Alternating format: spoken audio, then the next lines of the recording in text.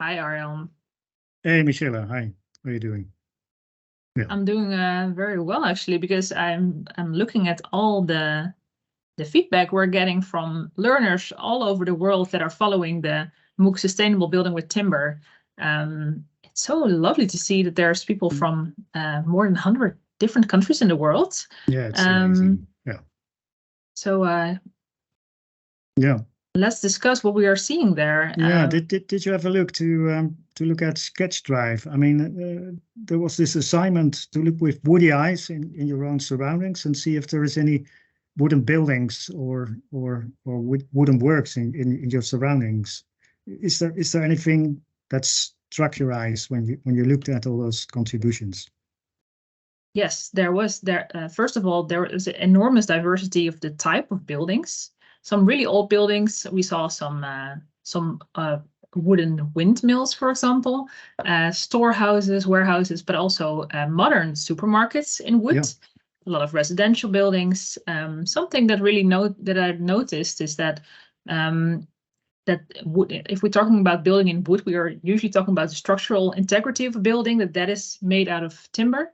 But with the examples on SketchDrive, we are actually seeing that there's also wood and timber used in, for example, window framing, but also in facade cladding.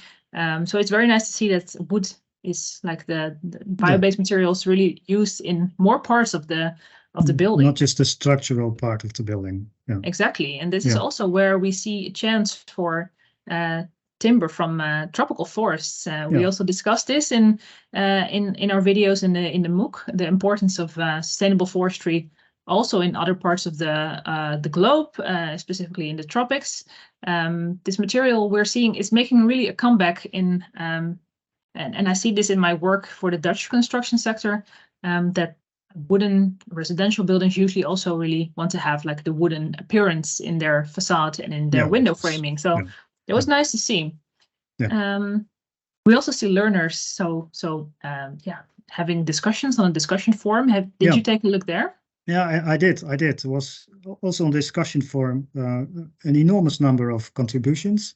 And the assignment was how do you see sustainable forest management? And there is a variety of contributions.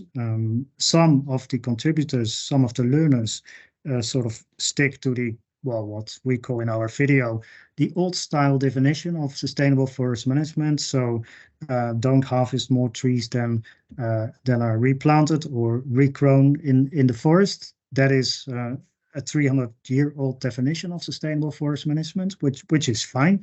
But there's also more holistic approaches where not just the economic benefits or not just the economic aspects of forest management are taken into account, but also the ecological aspect as well as the social aspect. Social aspect is quite often overlooked also by the learners. Some of them do mention it, but it's quite often overlooked.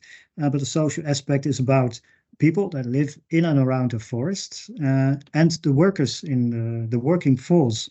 And in sustainable forest management, you should take well care of labor conditions of those workers in the forest, but also make sure that they earn a fair wage for the work they are performing. But all in all, a large number of contributions. We do encourage all the learners to also engage with each other. So give your comments to other learners and really make it a very vivid discussion. Please do so also, and continue to do this work in week 2 and onwards of the MOOC. We wish you lots to learn there. Good luck. Bye.